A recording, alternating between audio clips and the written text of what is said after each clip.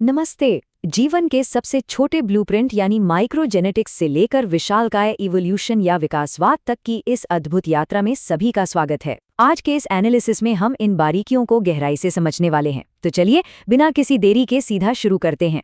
इस चर्चा के मुख्य पड़ाव कुछ ऐसे होंगे।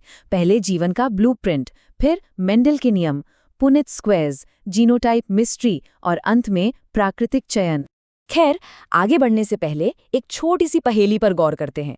क्या कभी ऐसा ख्याल आया है कि परिवार में किसी की आंखों का रंग अचानक पिछली पीढ़ियों से बिल्कुल अलग क्यों हो जाता है? या फिर कुछ शारीरिक गुण एक पूरी पीढ़ी को छोड़कर अगली पीढ़ी में कैसे नजर आ जाते हैं? इन रोजमर्रा के रहस्यों का जवाब हमारे अंदर छिपे एक बहुत ही खास और दिलचस्प जेनेटिक कोड में है। तो आइए बढ़ते हैं अपने पहले हिस्से की तरफ, द ब्लूप्रिंट ऑफ लाइफ। एक बिल्कुल माइक्रोस्कोपिक दुनिया की कल्पना कीजिए। यहाँ कुछ ऐसे मूलभूत निर्देश मौजूद हैं जो ये तय करते हैं कि कोई जीव कैसे बनेगा। देखिए, जीन किसी भी क्रोमोसोम पर वंशानुक्रम की सबसे छोटी इकाई है।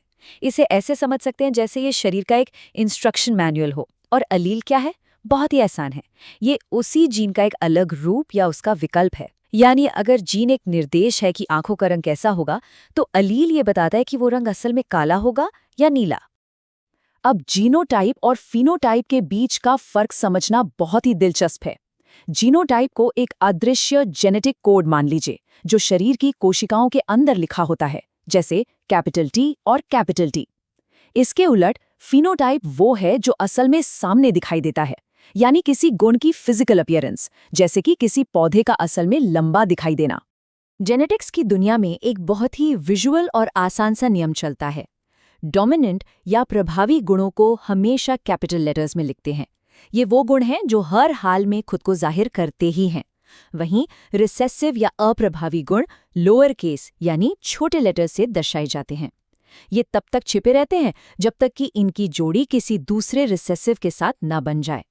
अगर दोनों अलील बिल्कुल एक जैसे हैं, जैसे कैपिटल टी और कैपिटल टी, तो जीव होमोजाइगस कहलाएगा। लेकिन अगर अलील्स अलग अलग हैं, मान लीजिए एक कैपिटल टी और एक स्मॉल टी, तो उसे हेट्रोजाइगस कहेंगे। चलिए अब दूसरे हिस्से पर आते हैं, मेंडेलियन लॉज ऑफ हेरिडिटी। 19वीं सदी में ग्रेगर जोहान मेंडल ने मटर के पौधों पर कुछ ऐसे कमाल के प्रयोग किए जिनसे जेनेटिक्स के 3 बहुत ही महत्वपूर्ण नियम निकले। पहला है लॉ ऑफ डोमिनेंस, जिसके अनुसार एक ताकतवर एलील हमेशा रिसेसिव एलील को छिपा देता है। दूसरा लॉ ऑफ सेग्रीगेशन, यानी गैमीट बनते समय एलील्स बिना एक दूसरे में मिक्स हुए बहुत ही साफ सुथरे तरीके से अलग हो जाते हैं। और तीसरा है लॉ ऑफ इंडिपेंडेंट असॉर्टमेंट। यह बताता है कि अलग अलग गुण एक दूसरे से पूरी तरह स्वतंत्र होकर जुड़ते हैं। ये बिल्कुल किसी दफ्तर के एकदम ऑर्गेनाइज्ड फाइलिंग सिस्टम की तरह काम करते हैं। अब बारी है तीसरे हिस्से की, प्रिडिक्टिंग ट्रेट्स विद स्क्वायर्स। तो अब जरा थ्योरी से निकलकर प्रैक्टिकल मैथ्स की तरफ बढ़ते हैं। ये एक बेसिक मोनोहाइब्रिड क्रॉस का उदाहरण है, जहां 2 हेट्रोजाइगस लंबे मटर के पौधों को क्रॉस किया गया है।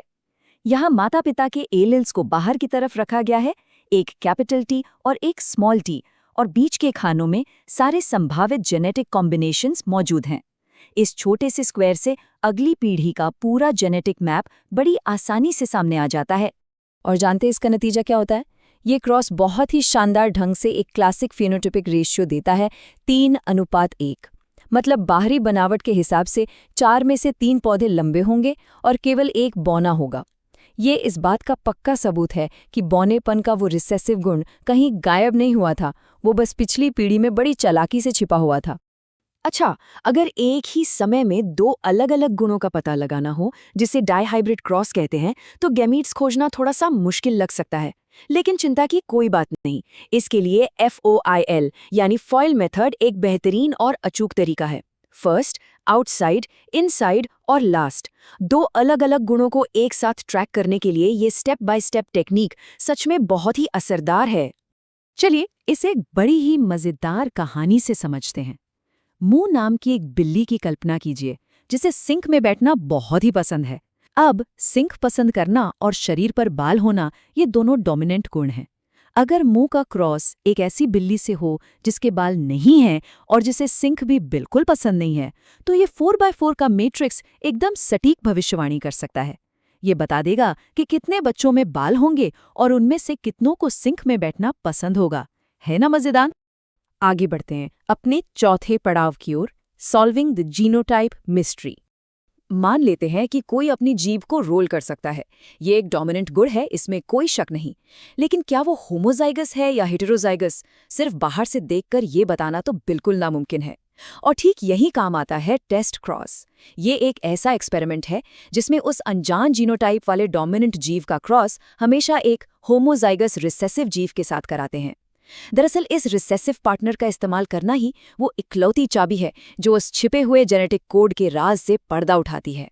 पर ध्यान देने वाली बात यह है कि टेस्ट क्रॉस में सटीक नतीजे के लिए सैंपल साइज का बड़ा होना बहुत जरूरी है। सोचिए, अगर किसी सिक्के को सिर्फ 2 बार उछाला जाए और दोनों बार हेड आए, तो क्या ये पक्के तौर पर कहा जा सकता है कि ये कोई जादुई सिक्का है? बिल्कुल नहीं। लेकिन अगर उसी सिक्के को 5000 बार उछाला जाए और हर बार हेड ही आए, तब तो यकीन हो ही जाएगा। बिल्कुल इसी तरह सिर्फ 3-4 बच्चों को देखकर ये तय करना सांख्यिकीय रूप से असंभव है कि जीभ रोल करने वाले पेरेंट का असली जीनोटाइप क्या है। हमें ज्यादा बड़े आंकड़े चाहिए होते हैं। या टेस्ट क्रॉस के 2 अलग-अलग गणितीय नतीजे हैं जो असल में किसी डिकोडिंग रिंग की तरह काम करते हैं। अगर 100% बच्चे डोमिनेंट ट्रेट दिखाते हैं, यानी 1:0 का रेशो आता है, तो ये साबित हो जाता है कि वो अनजान पेरेंट पूरी तरह से होमोजाइगस डोमिनेंट था। लेकिन अगर 50% बच्चे डोमिनेंट और 50% रिसेसिव मिलते हैं, यानी 1:1 का रेशो, तो राज खुल जाता है कि पेरेंट असल में हेट्रोजाइगस था। जैसे कि अगर एक चमकदार ऊन वाली भेड़ एक सामान्य ऊन वाले मेमने को जन्म देती है, तो एकदम साफ हो जाता है कि वो भेड़ हेट्रोजाइगस है। और अब हम अपने आखिरी और सबसे बड़े हिस्से पर आ गए हैं, इवोल्यूशन एंड नेचुरल सिलेक्शन। अब समय आ गया है माइक्रोस्कोपिक जेनेटिक लेवल से थोड़ा बाहर निकलने का और चीजों को बहुत बड़े पैमाने पर देखने का। चार्ल्स डार्विन का विकासवाद का सिद्धांत विज्ञान के लिए एक बहुत बड़ा गेम चेंजर था। इसके मूल सिद्धांत हमें बताते हैं कि प्रकृति में हमेशा जीवन के लिए एक संघर्ष चलता रहता है। हर पॉपुलेशन के अंदर जेनेटिक बदलाव मौजूद होते हैं और हमारी प्रकृति एक बहुत बड़े फिल्टर की तरह काम करती है। जो जीव सबसे फायदेमंद जेनेटिक बदलाव लेकर आता है, वही बचता है और आगे बढ़ता है। इसी पूरी प्रक्रिया को सर्वाइवल ऑफ द फिटेस्ट या नेचुरल सिलेक्शन कहा जाता है। लेकिन विज्ञान हवा में बातें नहीं करता, उसे हमेशा सबूत चाहिए होते हैं। वैज्ञानिक मुख्य रूप से 5 तरह के सबूतों का उपयोग करते हैं, यह साबित करने के लिए कि ऑर्गेनिक एवोल्यूशन वास्तव में इन्हीं जेनेटिक बदलावों के इकट्ठा होने से आगे बढ़ता है। ये 5 सबूत हैं: जीवाश्म, होमोलॉगस अंग, एनालॉगस अंग, वेस्टिजियल अंग और एम्ब्रियोलॉजी। चलिए सबसे पहले जीवाश्म या फॉसिल्स की बात करते हैं। आर्कियोप्टेरिक्स का जीवाश्म एवोल्यूशन की एक बहुत ही कमाल की कनेक्टिंग लिंक है। सोचिए, इस जीवाश्म में आधुनिक पक्षियों की तरह पंख तो थे ही, लेकिन साथ ही प्राचीन रेप्टाइल्स की तरह दांत और एक लंबी पूंछ भी मौजूद थी। ये बहुत ही खूबसूरती से दिखाता है कि कैसे कोई प्रजाति लाखों सालों के लंबे सफर में धीरे धीरे एक बायोलॉजिकल कैटेगरी से दूसरी कैटेगरी में बदलती चली जाती है। एनाटॉमिकल एविडेंस यानी शरीर की बनावट के सबूत भी कम दिलचस्प नहीं है। अब होमोलोगस अंगों को ही ले लीजिए। इनकी बेसिक डिजाइन एक होती है, पर इनके काम अलग अलग होते हैं, जैसे इंसानी हाथ और किसी पक्षी के पंख। ये साबित करता है कि इनका कोई एक साझा पूर्वज था, जहां से इनके जेनेटिक्स अलग हुए। इसके ठीक उलट होते हैं एनालॉगस अंग। इनकी बनावट तो बिल्कुल अलग होती है, पर पर्यावरण में ढलने के कारण उनका काम एक ही हो जाता है, जैसे किसी पक्षी और एक कीड़े के उड़ने वाले पंख। अब आते हैं वेस्टिजियल यानी अवशेषी अंगों पर। ये असल में इवोल्यूशन के बचे खुचे हिस्से हैं। ये हमारे शरीर में किसी बायोलॉजिकल टाइम कैप्सूल की तरह मौजूद है। उदाहरण के तौर पर इंसानों में मौजूद अपेंडिक्स अब हमारे किसी काम का नहीं रहा, लेकिन गाय जैसे घास खाने वाले जानवरों में ये आज भी पूरी तरह से काम करता है। ये एक छोटा सा अंग हमारे प्राचीन पूर्वजों की पूरी कहानी बयां कर देता है।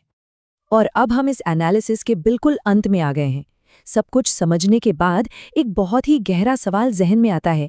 जिस तेजी से आज हमारा पर्यावरण बदल रहा है, भविष्य में हमारे कौन से गुण वेस्टिजियल या बेकार हो जाएंगे, और ये प्रकृति आगे कौन सी नई जेनेटिक विविधताओं को चुनने वाली है। ये सोचना वाकई हैरान कर देता है कि हर जीवित शरीर के अंदर एक माइक्रोस्कोपिक कोड लगातार दौड़ रहा है और खुद को हमेशा बदलती हुई इस दुनिया के हिसाब से ढाल रहा है।